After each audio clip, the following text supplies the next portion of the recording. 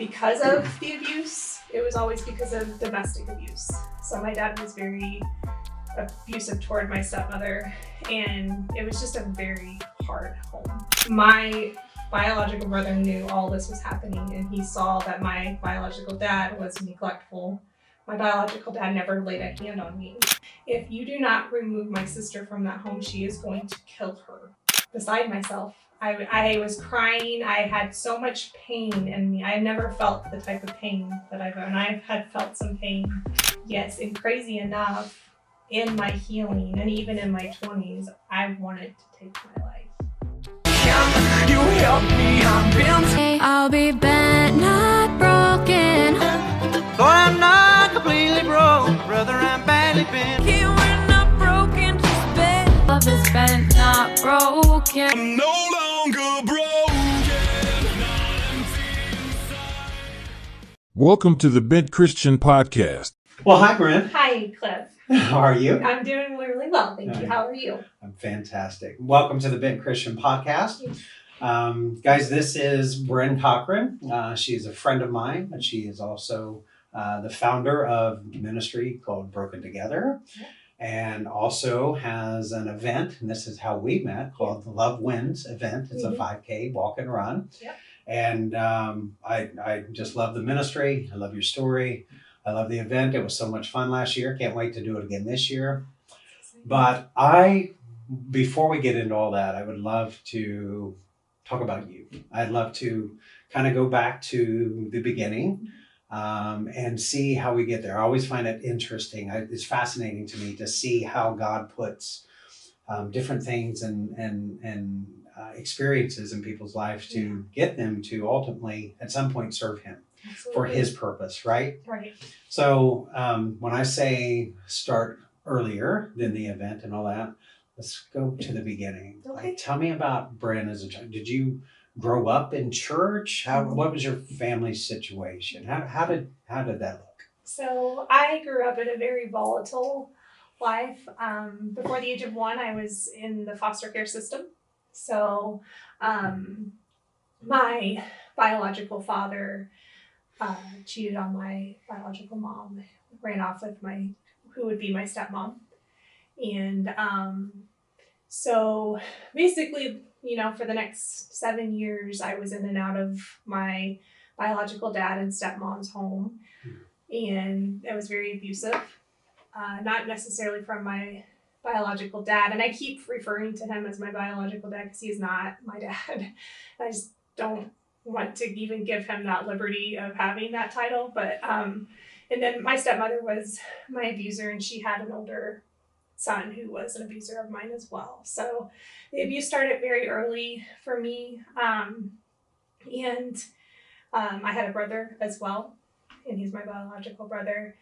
And so the way I understand it from my biological mother, I got to meet her when I was 23.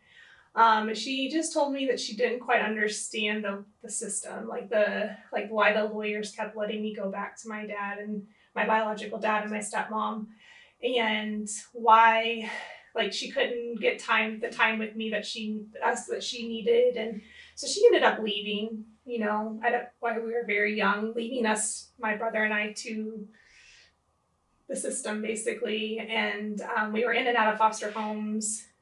We were never removed from my biological dad and stepmother's home because of the abuse. It was always because of domestic abuse. So my dad was very abusive toward my stepmother, and it was just a very hard home to live in. So it gave me, at a very young age, I went into survival mode. Every home that I was ever in, I was scared that I was going to, who was going to come and get me. When was I'd get dropped off from school from one set of foster family or a biological set of family or grandparents, and I would be picked up by somebody else, or not even picked up at all sometimes. So it was tough.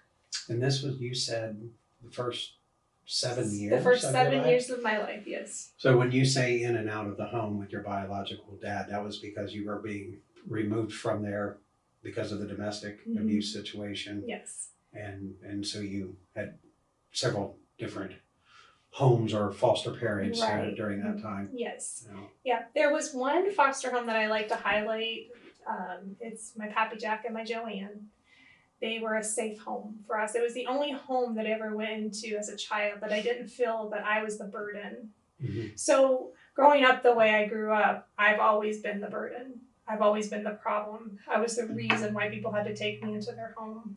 When I went into Pappy Jack and Joanne's home, I felt nothing but love. And at a very young age, I think probably the first visit I ever had was them probably around 3 years old. We would go on and off until I was 7. But my foster mom, Joanne, she just loved the Lord. She loved God.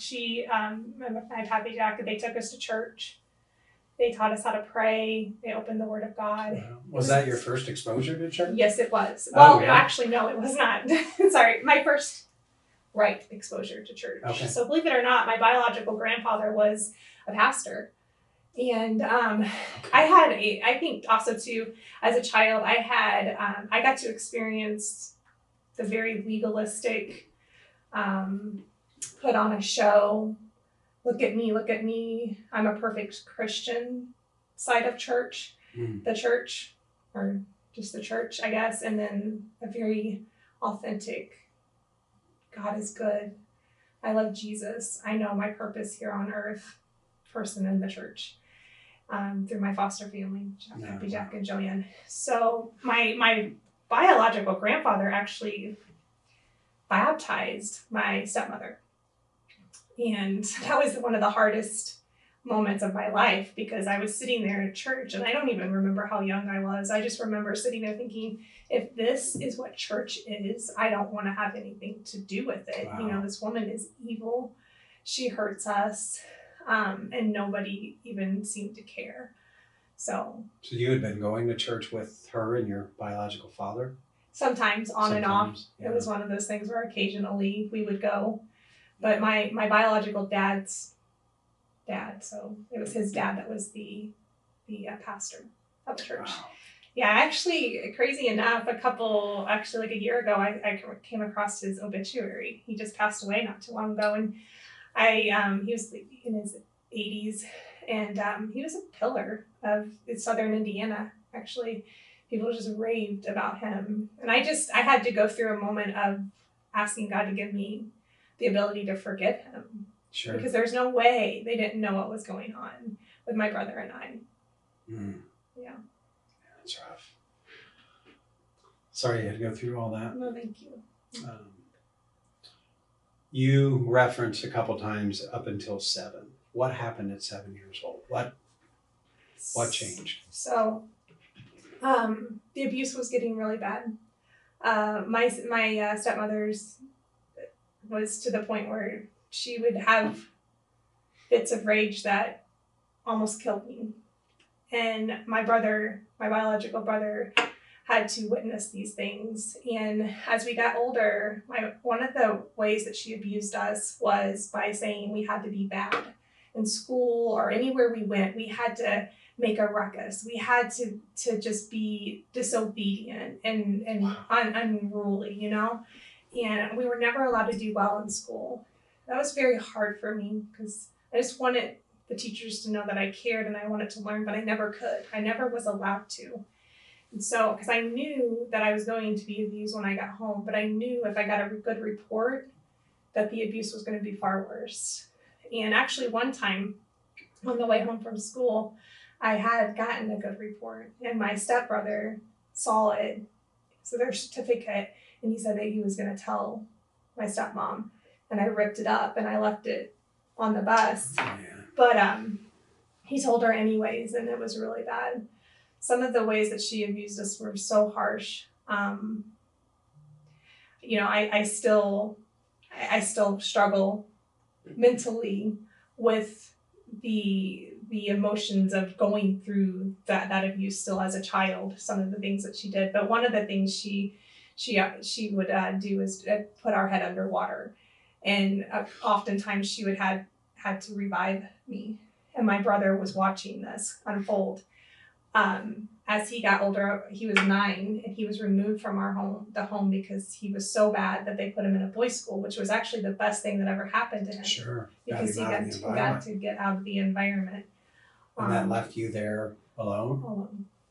Well, with my 3 older stepbrothers, and the oldest stepbrother was the abuser. He sexually So abused this was your me. biological Yes. brother that was put into the...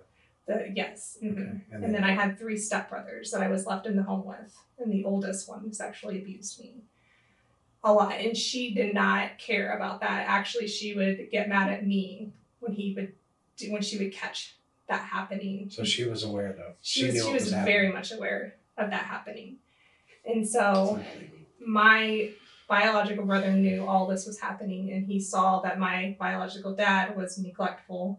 My biological dad never laid a hand on me, but he never even gave any attention to me either. So he was in the picture this whole time and didn't stop any of Did this? not He stop. was aware of the abuse? And He would actually leave. He would leave the home for a week at a time. He would be at work all the time. He would go on fishing trips with friends.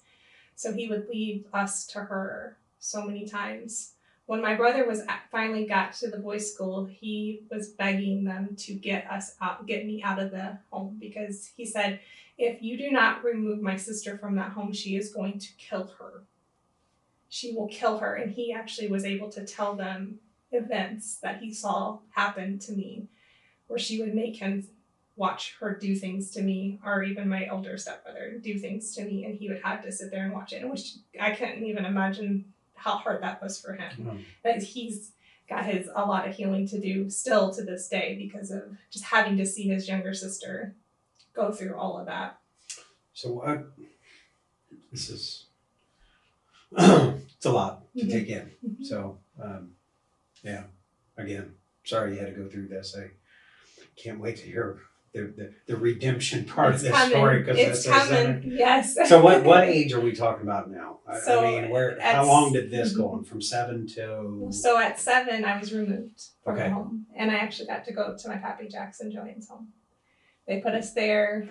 So long term or permanent? No, this or? was going to be short term. Oh, okay. My foster mom had breast cancer, so we couldn't stay there. I think if that wouldn't have happened, they probably would have adopted us. Yeah. But God had a different plan. Yeah. And we were adopted by at 9. I was 9, and my brother was 11. By my mom and dad, and so we went to live with them. With adoption, it's very hard, especially when you're going through the state. Yeah. And there's this process, and it take a long time. And then of course they couldn't get a hold of the biological mom to write off that she was fine with them doing this. So it's just this back and forth. And then, the whole time you're just like, what's going to happen to me? I just want a home.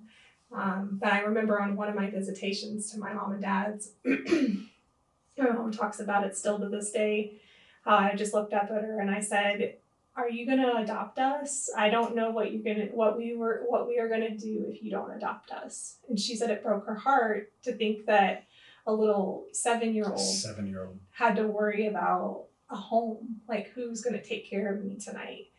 So they ended up adopting us at 9 and 11. And they had a 10-year-old at that time too that they had adopted when he was 2. Oh. So I got a brother too. So I got 2 brothers. So That's it amazing. it's very good. The redemptive part is not yet, but Okay. my mom knew that I would have to go. That my brother and I had been through a lot, and she knew that we would need a church to go to. So they were already going to a General Baptist church, and I never I don't want to speak ill. I think they were preaching the gospel. Mhm. They were preaching Jesus died on the cross for sinners, and I'm one of those sinners. But I think in that church, I knew more about what I wasn't supposed to do, or what I wasn't supposed to wear, or what I wasn't supposed to say, more than I knew about the Word of God. Okay. So at one of the revivals, I remember a pastor preaching about hell. And I was just, only a couple years adopted. And for me, when I got adopted, my mind shifted. And I have these moments throughout my life where I think I have this new leaf in life. Like everything's going to be great from here on out, So Okay. whenever I got adopted, that was one of those moments. Okay. So this pastor sitting up there telling me that I could go to hell. And that scared me. I had that little bit of church from Pappy Jack and Joanne's home. Sure. Was taught about Jesus. I was so young. I didn't really concept it. Just felt the love and the grace there. And he's talking about this man who died on the cross named Jesus, died for me. And if you believe in him, then you're going to go to heaven. And I was like, well, I just got back from hell. So I'm not wanting to go back there Living again. hell. Yeah. And so to me, that's how the way he explained how horrible it was. Like, I just couldn't imagine it being any worse than what I had been through. Wow. So I remember going up to the altar, scared to death, and just crying out And to you're God. 9? I was probably 11, 10, or Okay, I don't right. really, honestly, it's kind of sad. I don't remember the moment. I just remember I was a couple years. I might have been 9 or 10. Well, still. Yeah. Yeah, 9, 10, 11. I That's just- still very young to be. Yeah. I just remember crying out to God saying, please don't ever make me go back there again. I just want to spend, I know you're real. I know you're real. I know you died on the cross for my sins. I don't know what that means. Because to me, I didn't know. I didn't understand. But And you pause there for a moment. Mhm. You say he was real. You knew at that moment, that time. And that was just from the exposure you had with yeah, when you because were the moment single digit age. yeah, because something was different in that home. Something was different. And I didn't know what it was. I do now, I do know what it was. I know they loved the Lord. Yeah. They believed in him. They sought him. They lived their life for him. They knew, and they were retired. Their kids were grown. They were, they didn't have to do this. Right. They brought these 2 troubled kids into their home, and we were bad. We had been through so much. We were not easy children. You were prompted to be bad. I mean, you were taught that that's how you were taught supposed to be. bad. And what was so hard about that was I did not want to be bad. Yeah. Imagine, I did not want that. That was so hard for me to be bad. I can't imagine anything you've shared up to this point. Yeah. So I'm Yeah, so glad. I'm so glad I know the other side of the story, because this is rough. Yeah. I hate that any child has gone through that, and we know that you're not the only one. I'm not. Yeah. There are so many other children that are going through it today, unfortunately. So let me ask you, where was your biological mom during all this time? I mean, your dad didn't do anything. She ran off, like I said, when we were young, after the divorce. So she wasn't aware of any of this because you didn't have any real contact with her at all. She did know. Oh, she did. She did. So when I met her at 23, she said that one of the visits that I came back with from their home, I think I was like maybe 6 months or so. There was bruising all over my body. And she took me to the courts. And she said, this is not normal. And that's why she left. They didn't believe her. They believed my stepmom. My stepmom was like, well, she lives in a home with 4 boys. They wrestle all the time. She's going to have bruises. She had an excuse. They believed her every single time. At a very young age, I met the most evilest woman that I think has ever walked the face of the planet. And to me, the many people who came in contact with her and where she was able to manipulate them, and that she was able to, every single time I was just praying, every single time I would walk into a room with her, I was just praying, please see me. Please look at me so you can see the scars on my body. On my neck, on my fingers. Like, one of the tactics was to bend fingers back. She bent our fingers back all the time. There's no way. I had bruises all over me. Nobody ever saw I can't me. believe the schools didn't. The schools did not. They did not. And nobody ever saw me. And it was so hard, but they believed her. They loved her. Everybody loved her. She was like everything to everybody. And you know, like I said, she got baptized. People were doting all over her, and everybody believed her. She was a master manipulator. And so my mom left when we were very young because she said, I just didn't know what to do. And so you didn't see her again until 23? And I don't ever remember her, honestly. Sure. I don't remember her. Sure. As a child. So you're preteen or whatever, you're in your new home with your mom and dad. Your brother's with you. Mm-hmm. Going to church now? Yeah, my mom and my brothers, we went to church at the General Baptist Church. Learned about, you know, making sure your shorts were below your knees and making sure that you were proper in the things that you said, and which was, you know, I was a little tomboy, so that was very hard for me to do all these things, and I always felt like I got it wrong, but at least these were rewards for good behavior now, sure, right? Exactly. It wasn't the opposite. Yeah, and the crazy thing is, you know, I know the people there loved us, but there was always something about us, you know, this is where I'm just planting the seed for Broken Together. Okay. I realized, and of course, as an adult, I realized this, looking back, the church that we went to was never embracing of the adoption. There were people who would make comments about, oh, you know, they're adopted.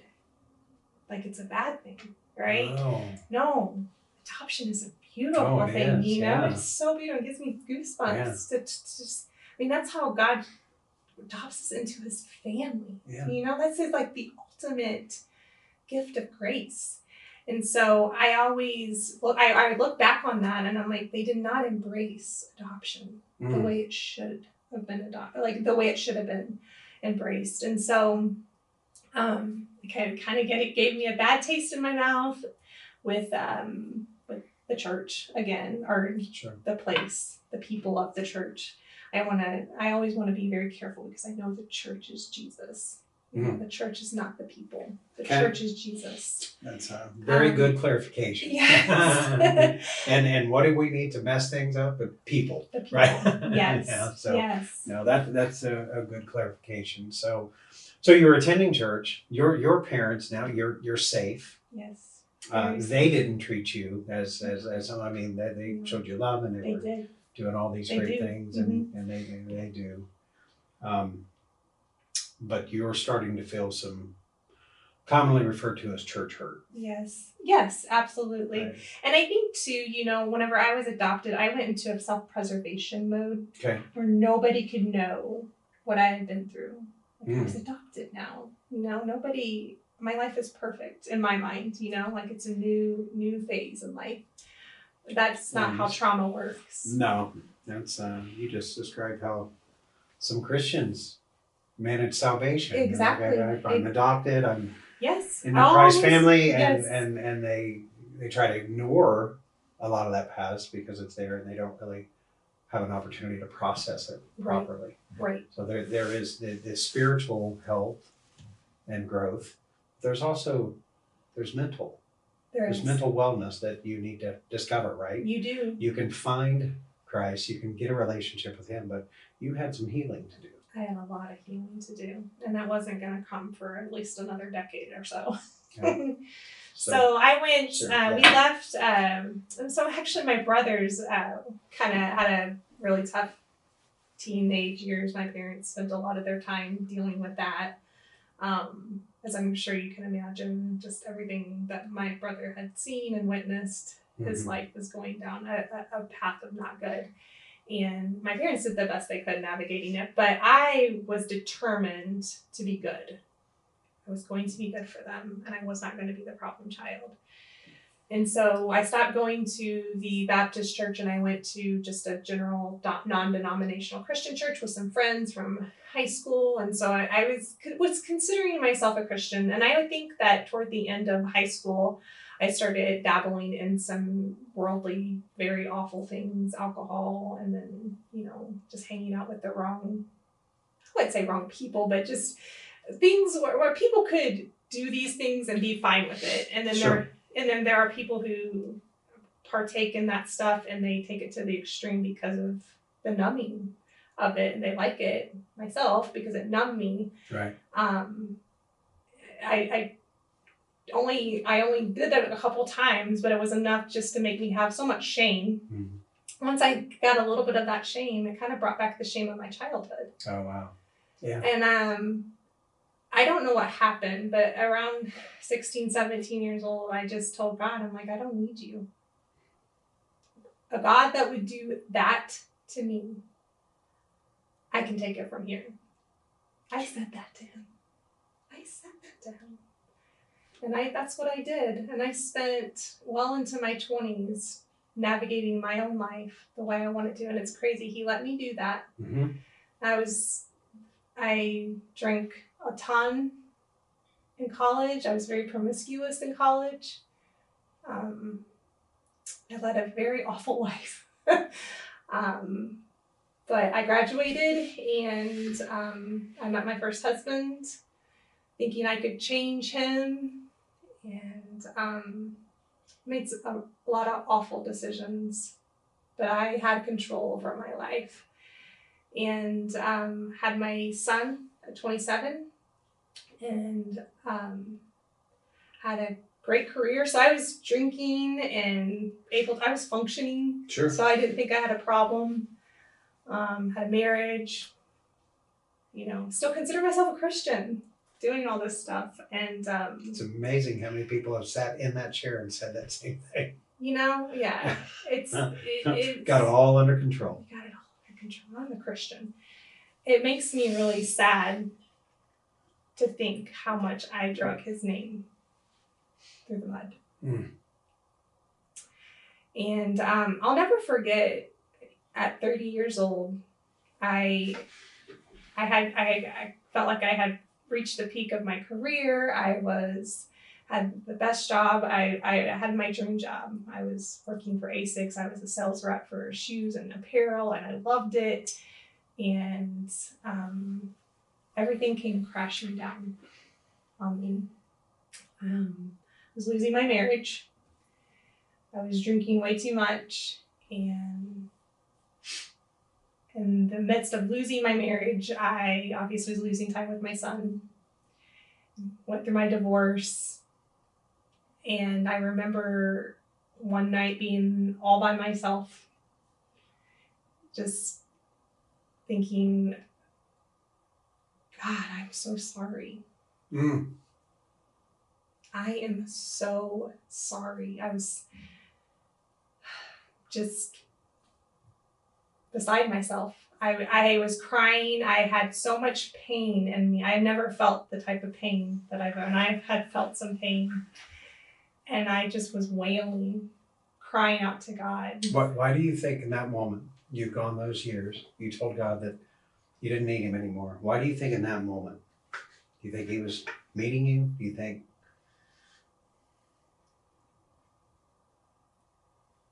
I think that everything that I told myself that I wasn't going to do, I had ended up doing it. Mm.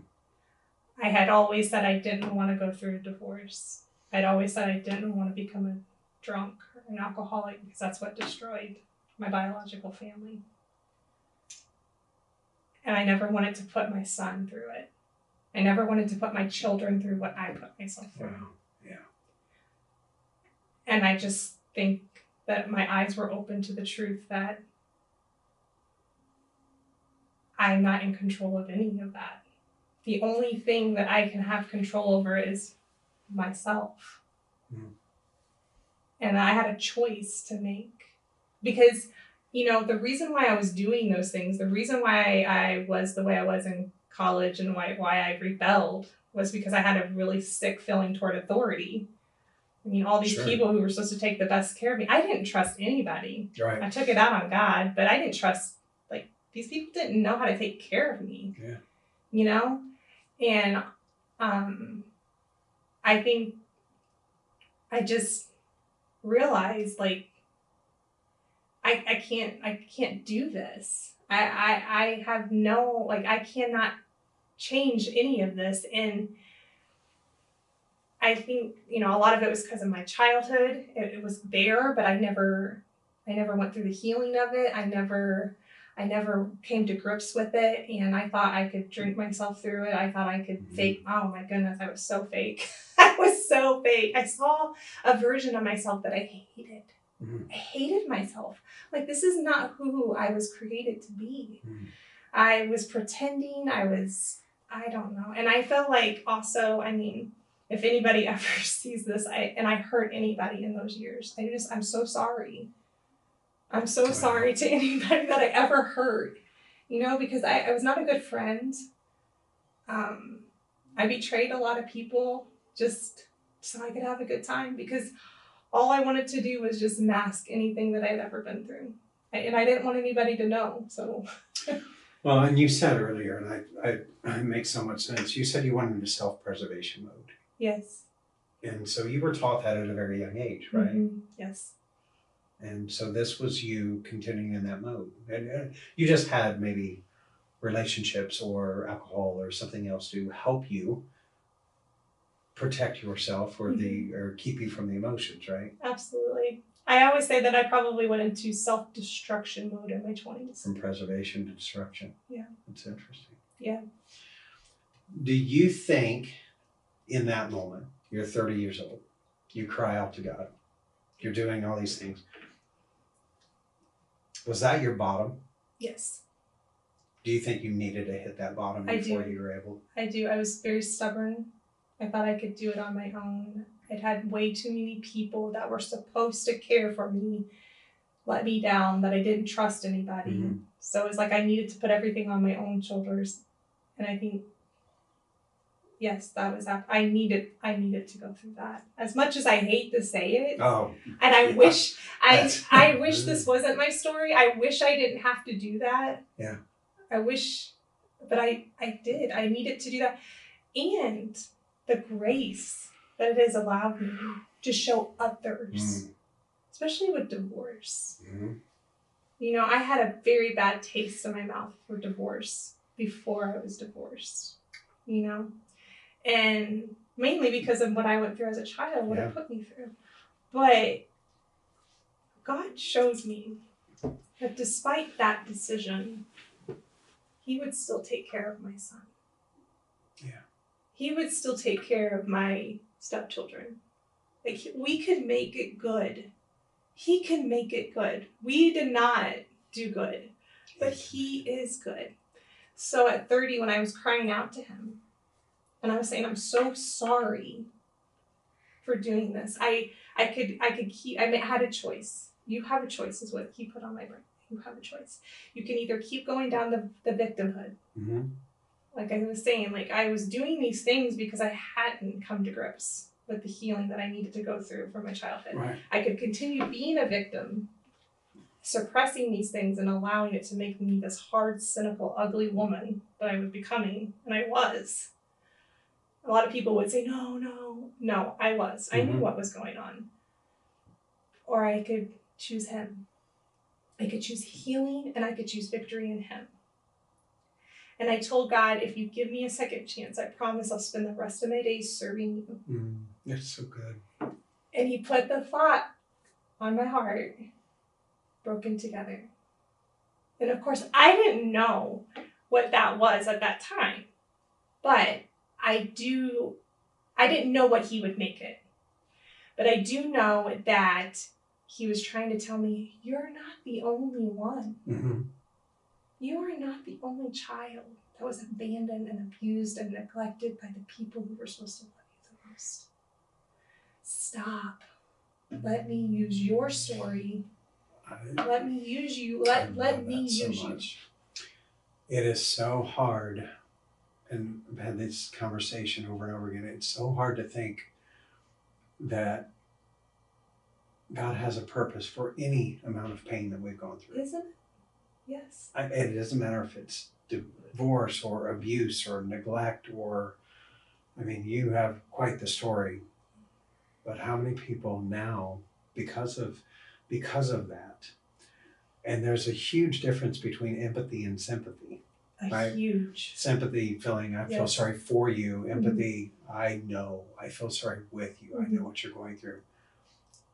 You have a unique story, but how many people can you meet right where they are, in whatever life transition they're going through, that you can be empathetic to their situation because of what you've gone through? And that's so hard to think about. I remember thinking that myself, thinking, God, if you would have told me the hell I would go through for 25 years, Yes. so I could serve you later on, I would have probably said, don't sign me up for that. Right. Right. But then I thought about it afterwards, and as heart-wrenching as your story is, it could have been worse. Oh. It really could have. You might not be here. Mm-hmm. Yes, and crazy enough, in my healing and even in my 20s, I wanted to take my life. That's not something you tell people because then you're gonna end up in a psychiatric ward. But I can confidently say, no, I wanted to end my life. And even in my healing from 30 on, I am in such a great place now. I have not arrived. I never will this side of heaven, but I am in a wonderful place now. But I will say it's been hard. It's been hard. And there are even moments whenever I have to relive the abuse so I can be healed by my Father in heaven. So Jesus can heal me. I have to live it so he can heal it the right way. Yeah. That I've told him I would rather die than go through this again. And why didn't you just let me die as a little girl? Because honestly, it hurts. And little by little, that pain is less and less each time I have to deal with it. And in that verse that says, tears tonight, joy in the morning, that is the truth. That is the truth. Yeah. The God's the honest truth. He will heal you. He will if you let him do it. But I think it's so important for people to understand, just because you hit that bottom and you look up towards Christ and you say, I can't do this on my own. I want a relationship with you. I need, I'm in trouble. I love the fact that you are acknowledging that you've had to process this pain. Like, just because you say you want to turn your life over to Christ, it doesn't make everything. Right. And that's what I want people to understand. It doesn't make everything go away. It doesn't. It doesn't fix will everything. not. There's no magic other than the fact that you can experience a love that you've never experienced before. That agape, that unconditional love that no earthly, adopted, foster, biological, whatever label, no parent, no other person on earth can give. So I want to revisit that moment. You said you hit bottom. You felt broken together. Yes. And you put it on your heart. You didn't know what that was. Yes. I didn't know what that was. Brynn, you're not the only one. Okay. I'm let me use your story. So I open the Word of God and I just start reading it. Okay. I'm just like, I fell in love with Jesus. Because I saw things that he could provide within me that no earthly person could ever see. And people saw a change in me. I stopped drinking completely. That's just something that's not in my cards. I am not able to do this. God's like, no. You're preaching to the choir. Yes, that's my conviction. It is something that is off the table for me. Yeah. And so that was something I'm like, no, I won't. And I focused on him, and I started to go into the prisons, and I started speaking with the women and just letting them know you have a Savior who loves you. Probably a little prematurely, but I was so on fire for Jesus. Right. He was the lover of my soul, and I wanted them to know. And a lot of that stuff it kind of fizzled out. And I often tell my husband, that might have not been the trajectory that I was supposed to go. I don't think it was in vain, because I know God used those experiences to teach me. It forced me to be in the Word. But honestly, God is the developer of our spiritual maturity. We can't accelerate that process. it's all in his hands. Yeah, that's good. Yeah, and so all I know and all I knew was that Jesus was real and that he loves his creation, that we are all made in the image of God, and it doesn't matter what you've done. He will save you. He is the Redeemer. Mm-hmm. And so I just wanted people to know that. And so I shout it from the roof. Yes, I just was like, he loves you. And I met my husband during this time, and we, like, just love each other and unconditional love. And it's a healthy marriage, and we have 3 children together. And it's just, God has just shown himself so amazingly in our marriage and in our lives and in our family. And I just wanted people to see this, like he is a redeemer. He can redeem you. And I also had a passion, obviously, for adoption and fostering. And Sure. that's whenever I started thinking, like, churches don't do enough. Churches don't do enough to promote adoption and fostering. Like, this is something that the church is mandated to do, Right. to take care of the orphans and the and widows. orphans, yeah. Why don't we talk about this more? Like, why doesn't every church have some sort of outreach to reach fostering and adopting families or children outside the walls of the church? Like, why aren't we doing this? It's a good question. I don't know. It's a good question. In 2016, I had a friend come up to me. We were walking, actually, and she was telling me about her heart to adopt from China. And she was just with tears in her eyes. She said, I have no idea where to start. And I had just spent, the last 4 years researching these things and making connections. And I'm like, I do. And you research it for the ministry, for... No, just because I wanted to meet these people. I thought maybe I wanted to pursue a career in it. Oh, okay. I thought maybe I would go into like the DCS system, or I would go into some sort of fostering agency or something, or adoption. I thought maybe, I don't know why I was doing it. Like, I don't know. I think I just wanted to learn, like, who are you? Where are you at? And for me, I didn't know why I was doing it. I just had a desire to learn about them. And whenever my friend told me about that, I'm like, I know a couple places that you can connect with and get grants and, for domestic or international adoptions. And so that year in August, we put on the first annual Adoption Awareness 5K, and we raised money for their adoption, and we invited the organizations That's cool. that helped with fostering and adopting, counseling, things like that. And it's just... That's amazing. So that's whenever I created Broken Together, was in 2016, because when she told me that, I was like, broken together. People need to know. Like, bring it all together. We're going to bring it all together. Yes. Yeah, that's beautiful. So that started in 2016. Mm-hmm. So something God put on your heart in a night of surrender. Yes. In a moment of surrender. Complete wonder. I was a blubbery mess. Yeah. And how many years? What time frame between feeling that before Broken Together was an actual ministry, before it was working? So I guess that would have been 2011 when I had my cry out to Jesus. Yeah.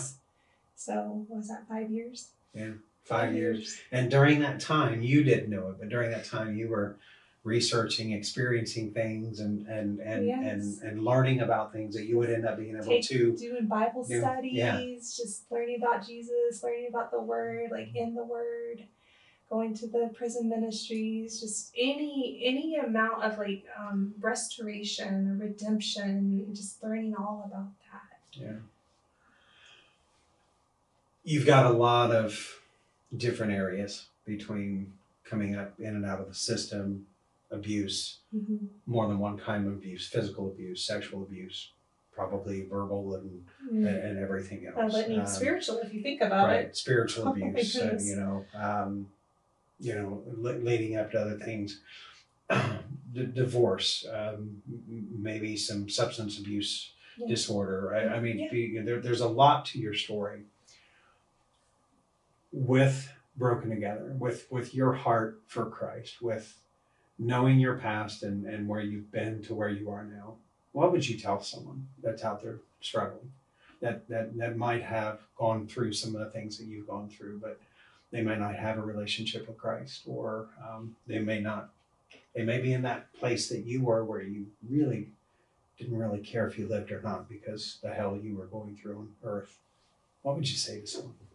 I would say with Jesus, it's worth it. It's worth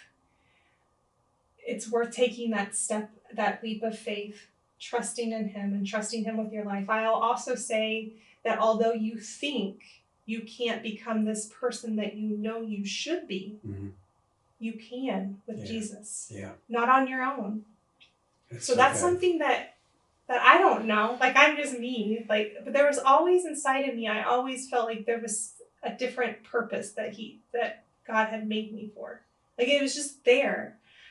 But I felt like maybe I was tarnished, or I was, just like nobody saw me.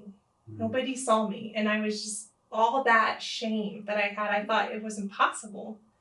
But there was always there, and so don't give up on that. Christ will lead you to that. His word tells us he who has begun a good work in you, he will finish it to the end. That is true. That is something that he shows me every single day, that he just continues to work on my heart. And I still, to this day, I have things that I'm just like, Sure. It's just, this will never end. And I think so many Christians need to know that. You will never stop struggling. Our host is evil. Giving your life to Christ does not mean the struggle's over. No. Actually, sometimes it makes it even harder. Yeah. I think, realizing what a sinner I am. I remember thinking back of when I went to that altar and I was like, sinner, I'm not a sinner. Like, the people that I just left are sinners. Sure. No, I'm a sinner. Mm-hmm. I'm a deceitful, manipulative, evil little thing apart from Christ. That's right. And I have to remind myself, and if I don't remind myself of that, I will become very arrogant, and I will become that little independent Brynn that just wants to do things. I have to remind myself in whom I belong to, who resides within me. It is not my host that needs to be taking control of the situation, but this is something every single day, and our mercies are new every single. We do not deserve mercy. No. We do not deserve what he gives us to wake up every single day. Grace that we're given every day. Yes. But until you have that relationship, that's so hard to understand. And that's one of the things that we try to do in these conversations. We're not, I want people to understand, we're not dumping religion down people's throat. It's not about religion. It is truly about that relationship. It is truly about that unconditional love, experiencing something that many people have never experienced. Yeah. And it doesn't matter what challenges you've had. Yeah. We all fall short of the glory, right? Sure, yeah. There's only been one perfect person, and I love hearing you say he's still working. I tell people all the time, I am a work in progress. Yes, we all are. Some days he has to work a little harder. Yes. But I acknowledge that, and I know, and now I can look back and I can think, wow, everything that I went through, it could have been worse. Yes. That's hard to do when you're in the moment. It's hard to count blessings. It is. It truly is. And what I said something about, it's hard to be grateful and bitter at the same time. Yeah. And we can consume so much evil, so much negativity, so much hurt and pain, and that we can become bitter. That's what was happening to me. Yeah. I was becoming a very, very cynical person, very ugly. That took me to my knees. I just remember, looking back on myself, I'm like, that's not who I want to be. It's crazy to think, because I hear that and I think, if only people could understand that before hitting bottom, but often they don't. You have to get the lowest of the low before you're ready to feel different, to seek something stronger than you, or stronger than a bottle, or stronger than relationships or the drug, or whatever it is, whatever vice that you have. Right. So it sounds terrible, but sometimes when someone is in that victim mentality over and over again, everyone's done this to me, I hope that they have the opportunity to find their bottom before it's too late. Right? I do too. I didn't know how to handle challenges in my 20s. it was kind of crazy. Like if I had anything bad happen to me, I just felt like my world was coming unglued. I mean, it could be as simple, as just running out of gas or something, or getting a flat tire. Like, oh my goodness, how could this happen to me? It's like, but I truly felt almost like entitled, like because of everything that had been done to me. Why can't my life be perfect now? You compound all these things. We end up trying to fight the entire war and not each battle. Yes. And they have nothing to do. You can have an argument at home, a bad day at work, and your brakes start squeaking on the way home. Right. Why is all this happening to me? And they're not related. They're not. But that's when we're hurting. Yes. And hurt people hurt people. That is true. Right? It is so true. And they, what's the saying? Misery loves company, and then you're bringing in this. You're bringing it in. Yep. But that's the same thing that we want to do when we're positive, right? You said you were on fire for Jesus, and those ministries you got involved in actually didn't stay. But it's not about the masses. What if you helped one person during that time? Absolutely. And that's what we have to understand. Yes. So I love Broken Together. I love the concept behind it. You are very active in trying to connect resources for families that are looking at adoption, fostering children, any of that. That's what Broken Together has formed into, right? Yeah, we're bridging the gap between the community and churches and these amazing organizations. I don't think that the problem is that we don't have enough fostering and adopting families. I think the problem is a lot of people are not getting the resources they need if they are becoming a fostering or adopting family. So they either give up, they don't even try because they don't know how to proceed. So it's trying to connect those to make it more just talk about, everybody's talking about it. It's wonderful. So you have resources available. Yes. You have those connections available. Absolutely. And I want to get to the event, but how somebody's listening to this, somebody's watching this, and they say, wow, this is something that I would love to help with, or this is something I've been considering. How do they get to those resources? How would they find you? How would they connect with those resources? You can actually go on Facebook or Instagram. It's underneath the Loved Ones event, or you can go to my email, which is Jeremiah2911@gmail.com. So it's long, but it's easy. So those are the easiest ways that you can connect with me. So Love Wins event on Facebook and Instagram. Yep. And then the email, and I will put all these in the description in the podcast. Wonderful. So if they look up the Broken Together ministry, that's actually just redirects to the event. That's your, or is there something out there for Broken Together ministry as well? Nope, it's all under Love Wins. Yes. All right. So go ahead.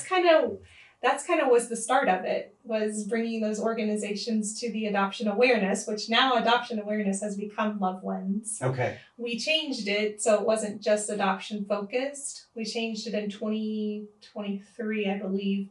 And the whole idea behind Love Wins is Jesus wins. Okay. In the end, He is love. Jesus, love wins. In the end, love wins. He wins. I mean, we already know. So everything's tied to Love Wins event, basically. That's awesome. So you started that when? The event? The event was started in 2016, and we switched over the name in 2023. Okay. Yes. So that's how I found you. Yes. That was the event for one of the ministries that I'm involved in. And I tell you, it was a really cool event to see all these resources come together with the same heart and the same mission and ministry in place. So I want to congratulate you for putting that together. And the people that are involved, they're so passionate. I mean, I had the opportunity to meet some of these other organizations, and they have the heart to do that. And I want to love on them. Right. I want you guys to know. So the reason why we invited Hope Healthcare was because you guys meet people at some of their hardest moments when they don't know where to turn. They don't have health insurance, or, they don't have dental insurance. Like, you guys help them. And not only do you help them, whether it's taking you into the clinic, but you actually help them if they could get help. Sure. Like, if there are resources for them, you help them find that. So it's so important for me to love on these organizations and highlight them. And a lot of the organizations, our ministries, will be like, well, how much does it cost? It costs you nothing. I want you to come, and I want you to share with the community what you do to help, because people need to know about you. Yeah, no, that's fantastic. It was a great event, and Hope is looking forward to being there again this year. So because Love Wins event. There's another event this year, right? Give me details. Yes, Love Wins event. Wins event, 5K, 1 mile, and fun run for kids is on August the 22nd at the Sports Complex in Jamestown. Okay. So we're having the organizations and ministries come out, and it's going to be a fun morning. Yeah, and kid friendly. Kid friendly, yes. That. Please bring your kid. It's a beautiful 5K course. We will have rewards. We have a raffle. Everybody has the ability to win something. So if you're there, you'll get a ticket, and we do a raffle at the very end, and you could win something. And if an organization that may not have been part of that event, if anyone, is it too late if any organizations No, it is not. find out about this? They just reach out to you and say they would like to be Yes. there, or I assume you would handle volunteers if someone I says, need "Hey, volunteers. I Okay. need participants. I need more ministries and organizations. I need support. So if you know of a business that is willing to support the run, so far we've had Hoosier State Bank Okay, has donated, and Mission Electric has donated out of Pittsburgh, and we also have had Cabin Coffee. So Cabin Coffee is going to be there again this year. So that's awesome." always looking for support. So volunteers, providers, Yes. participants. Yes, I need it all. Financial support, you need it all. And the date again? Is August the 22nd. Okay, and where? It's at the Sports Complex in Jamestown. And it's Love Wins It's on Love- Facebook. Love Wins event on Facebook and Instagram. then Instagram. Yes. Brynn, I just want to thank you for your transparency, for your willingness to share your story, for having the heart to serve God and serve His people, and being able to take and find purpose from all the pain that you've gone through to help meet people where they are, Yes. because that's what we're called to do. As the body of Christ, I believe we are the hands and feet. We are the body, and we come together, individuals and community supporting community. And Absolutely. I know your story can't be easy to share, but I think it's beautiful that that you have that willingness to share that, to let someone that may have gone through that or may be going through it right now Yes. know that there is a brighter future. There right? is a brighter future, absolutely. Our event slogan is "Move with Purpose." So that's what we're doing at the 5K. Move with We're purpose. moving with purpose. Yes. I think that's a fantastic slogan. I love the ministry. I love the event. And thank you again for sharing your story. Yes, thank you for this opportunity. It's been wonderful. I appreciate it. I love what you're doing. All right.